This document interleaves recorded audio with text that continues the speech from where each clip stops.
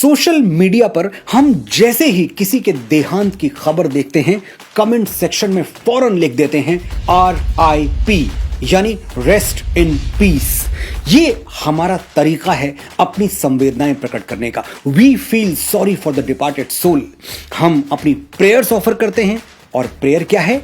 आपकी आत्मा शांति से विश्राम करे, may your soul rest in peace. ये इंटेंशन सही है, लेकिन एक्शन गलत है। किसी हिंदू की मृत्यु पर RIP लिखना उतना ही गलत है जितना कि उसे मुखाग्नि न देकर दफना देना। मैं एक हिंदू हूं, मेरा अधिकार है कि पंच तत्व से बने मेरे शरीर को मृत्यु के बाद चिता की अग्नि में स्वाहा कर दिया जाए।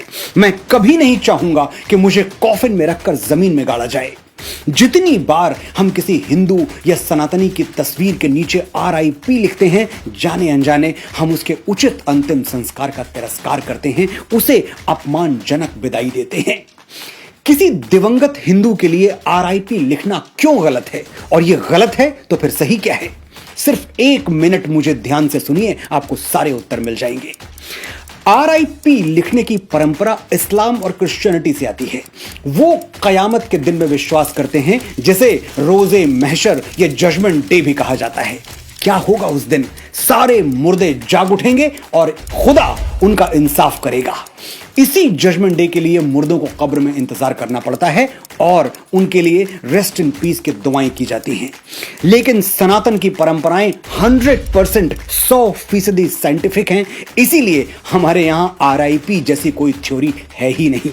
भगवान श्री कृष्ण भगवद गीता के अध्याय 2 श्लोक संख्या 22 और 23 में कहते हैं, वासांसि जीर्णानि यथा विहाय नवानि गृह्णाति नरो पराणि तथा शरीराणि विहाय जीर्णान्यन्यानि संयति नवानि देहि नयनम छिन्दन्ति शस्त्राणि नयनम दहति पावकः न चैनम क्लेदयन्तापो न शोषयति मारुतः।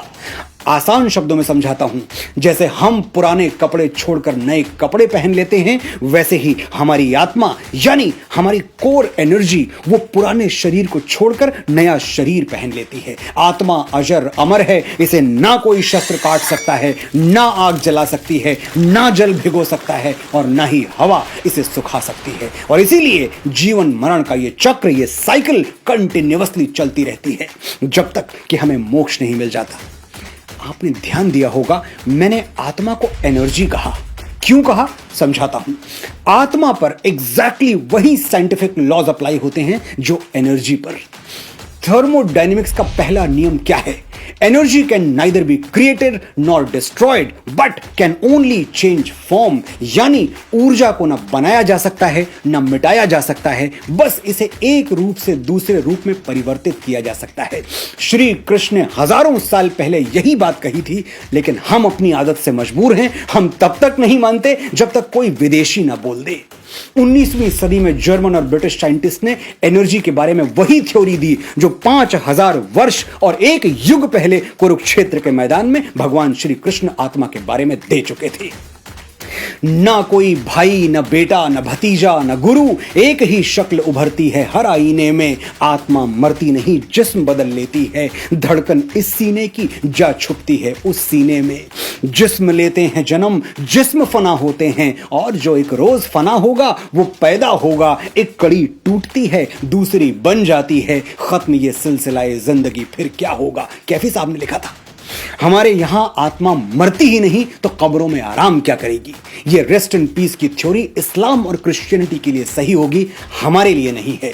हम किसी जजमेंट डे, किसी रोजे कयामत का इंतजार नहीं करते। एक शरीर छोड़ते ही हम दूसरा शरीर धारण कर लेते हैं और चरैवेति के सिद्धांत पर चलते रहते हैं।